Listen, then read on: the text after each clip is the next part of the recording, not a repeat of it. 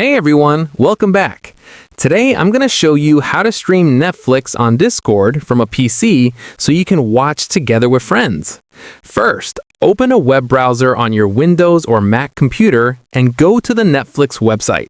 Log into your Netflix account, but don't start playing anything just yet. Next, open Discord and make sure you're connected to the server or voice channel where you want to stream. In Discord, click the settings icon near the bottom left of the screen next to your username. Go to Activity Status, then click Added. From the list, select the browser tab that has Netflix open and click Add Game. Once you're done, close the settings menu. Now, look at the bottom left corner of Discord and click the screen share icon. In the screen share window, select the browser tab with Netflix open. Adjust your stream quality and frame rate if you want, then click Go Live.